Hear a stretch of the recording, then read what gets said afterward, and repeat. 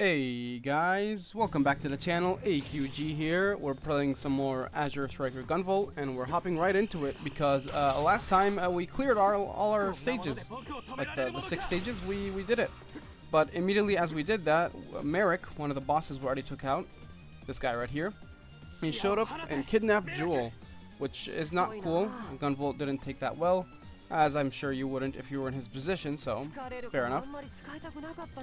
And yeah, we're after him, but you know, he isn't really feeling up to fighting us, so he just leaves. Ain't nobody got time for that. So yeah, and instead of that, we're taking on this guy. You remember him? We fought him in the intro stage. Except now he's red, signifying that he's a tougher enemy to fight. So yeah. So as you can see, I guess I'll talk about the attack patterns first. As you can see, there's the missiles there, but be careful, because if you use your flash field to take out the missiles, there are energy balls in there that will still, you know, be coming at you. So be mindful of that and your placement. The other attack you saw, he fires his 2 Gatling guns at you and then fires a laser. So you have to jump over the Gatling guns, and the laser then, you know, don't jump too high because the laser will catch you. And yeah, he has another attack. I don't think this guy does it, but we're going to be fighting more of him later on, where he can jump to the other side of the screen and then jump back. So yeah, that's another attack. We'll be seeing it this part actually, because we took out this guy here. And who's this? Who is this? A child?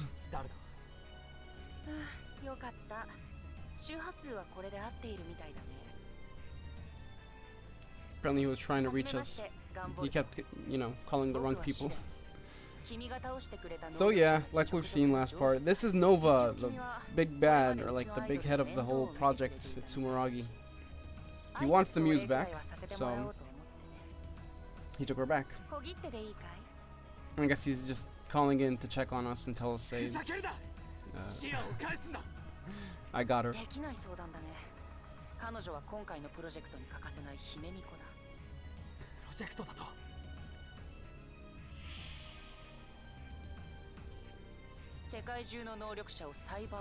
To control the minds of the world's adepts with the muse's lovely songs. Project Muse. So, yep, mind control with songs, with music. Which, to be fair, wasn't that the reason we were trying to stop them to begin with? The Muse was a very powerful Septima. So I guess we kind of knew that all along, unless I'm missing something here. Wide range, and that's become easy to, yeah.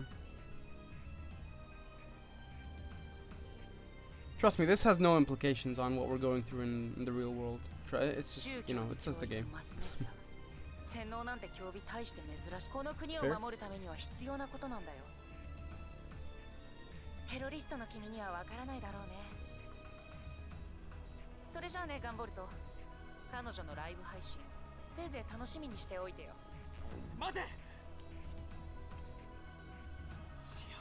And yeah, sorry for the silence. I didn't really have anything to add to that scene, but yeah, that's the short stage right there. Just take out that boss, and yeah. So with that said, I'll call it here, guys. Thanks for watching the part. It was fun and all that, but no, I'm joking.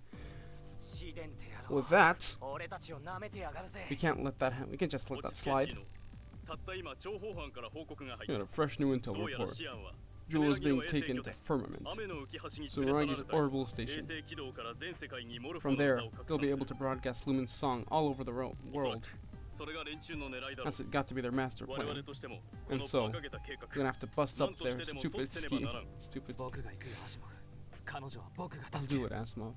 I'm gonna save her no matter what. The only way to reach Firmament is to use the orbital elevator. But first, you're going to have to seize control of it. Oh my god, you guys are actually going to do something?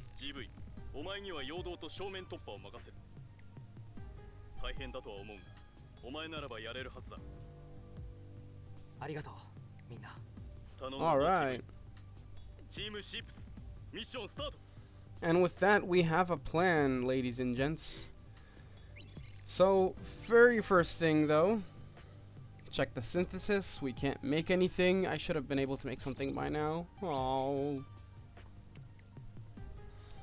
And actually, something else, more importantly, we can check our skills, because at the end of the level there, or that, you know, interlude, we leveled up, and with that level up, we unlocked a new skill. This is the first unique skill to Gunvolt to the Enhanced Trilogy. Shadow Striker creates temporary attacking duplicates on both sides of Gunvolt. Alright. We also got Split Second in the last part. Split Second, not this one, the one next to it. Basically just instantly recharges even while overheating, so that's useful if, you know, you're really not tracking your EP expenditure and, you know, you're just, you know, going ham. So you can just use one bar, one SP to just, you know what, give me my EP back, I'm good. And we got another bolt. This one is probably the favorite a lot of Gunvolt players. The Orochi, I think it was called. And we're going to be showing it off in this stage, the Orochi. So Orochi is actually a pretty interesting one. So you're going to see it now. When you fire regularly. I'm sorry guys, I can't talk. You fire regularly, and then when you fire, you see this bot spot up there and spawn up there, and it fires in like I think 7 or 8 more bullets in all those directions, in like a half circle upwards. And if you jump like you see now and fire, it'll do it downwards instead. So that's a pretty neat thing to... And also it allows up to 8 tags, so you can tag a lot of stuff. So pretty good one. This is why I think this is either the second to last or the third, because I know we're unlocking another one, I think in a level or two, that I won't really get to show off too much. And then maybe there's one more after that, but I'm not 100% sure.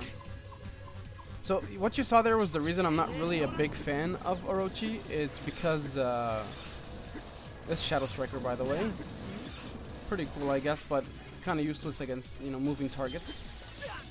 But the reason I'm not really the biggest fan of Orochi is that the fire in the sky, like when you fire, number one, it has a cooldown. So it's not like every time you fire a bullet it's gonna do that. It has a cooldown, so if you fire multiple times very quickly, it's only gonna come out once, right? Which I guess is fair to keep it balanced, to make sure it's not like tagging everything under the sun. And that's the other reason I'm not really the biggest fan of it, is because I don't like when I'm tagging stuff that I didn't really mean to tag. So you know, when I hit an enemy, like sometimes if I see a screen of enemies, I have a plan about how to go about taking them out, right? And when I'm you know, it's like I didn't mean to tag that thing, but then I guess it got tagged. So that's neat, I guess, but it just gives that sense of unpredictability to your movements and your shots. And I don't know, maybe because I don't use it often, so I'm just not used to the fire. So maybe that's why, but yeah, I've always found myself still sticking with the classic Naga. But hey, I think a lot of people would really like Orochi and what it offers, because it gives you a lot of you know, coverage around the screen. And yeah, this is Eridu. So as you've seen, the gimmick with this level is all the rain, and it's pushing you back. When you're on the ground, it's not really doing anything to you. But when you jump or use your flash build in the air, you're gonna find yourself that you're being pushed back a little, right? So yeah, those enemies again, keep in mind, move out from under the lasers.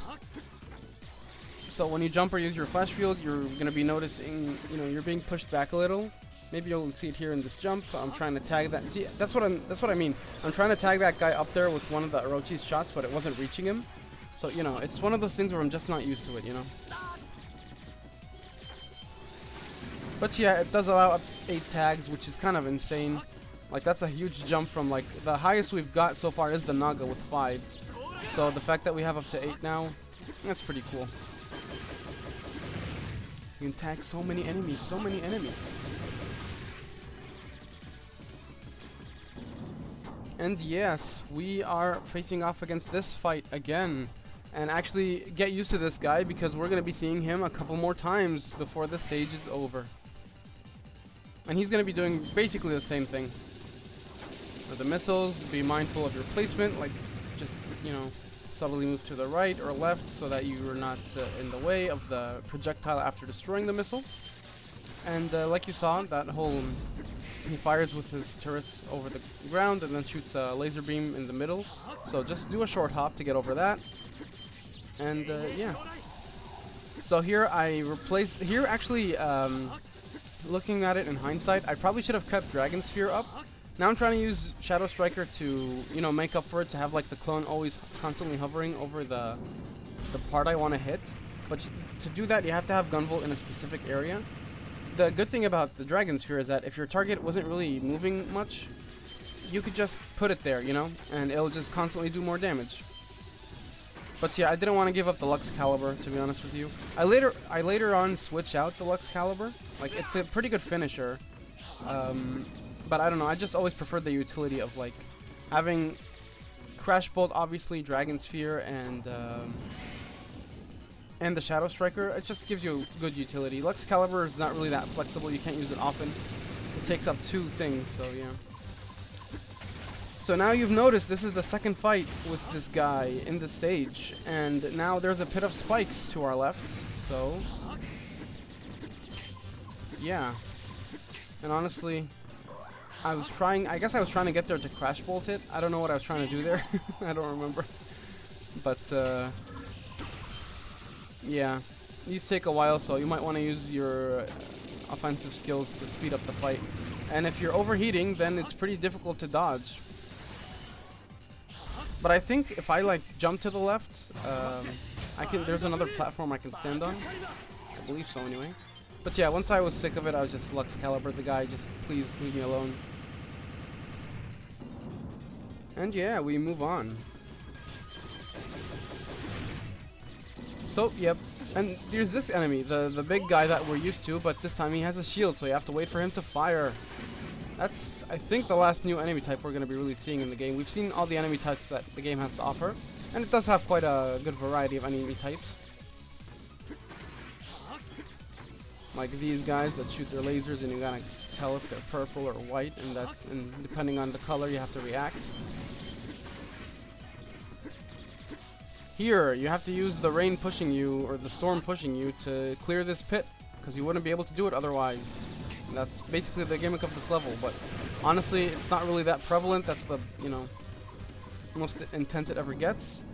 And here's the third fight with this guy. This time there's 2 spike pits, giving you even less room to move around. So you see me here trying to... If you had a double jump here, it would be so much easier to avoid it. And I'm not, you know, tracking my EP usage. So hey, we've got split second. That would have been a good time to have it. But yeah, I guess I'm trying to get there to Crash Bolt, because I want to speed up these fights, man. These attacks. This is like the only attack we've really not seen that much, where he jumps and you have to like... Movement is so much more awkward now that there's spike pits in the way, so... And there you go. Once I'm sick of it, just leave, please. Honestly, I don't mind the stage otherwise. It feels like it's just a gauntlet of enemies. There's really nothing too much to interact with aside from the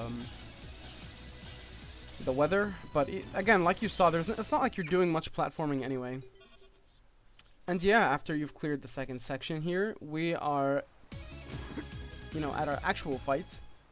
Merrick. Actually, there was dialogue there, but I, whoops, because I died actually once out of the first fight with this guy. I died and I edited it out, but there was dialogue there. But anyway, it's a Mega Man game, guys, so... Oh, Mega Man game in everything but name. So, it's obviously you should expect the refights, you know, the typical Mega Man boss rush where you fight everyone over again, and there's not really much to their patterns. When you've seen Merrick before, he does exactly the same thing he does here. So yeah, not much. With that said though, honestly, looking at this footage now, this is a very poor fight from my end. Like, especially you see this ultimate, like I set myself up so that I'm guaranteed to get hit. I tried to hit him with Lux Caliber, and I did hit him, but it wasn't enough damage. And I kind of trapped myself there, so I was forced to take some damage. But yeah, that's Merrick, the refight. And you can expect that we're going to be fighting everyone else later on.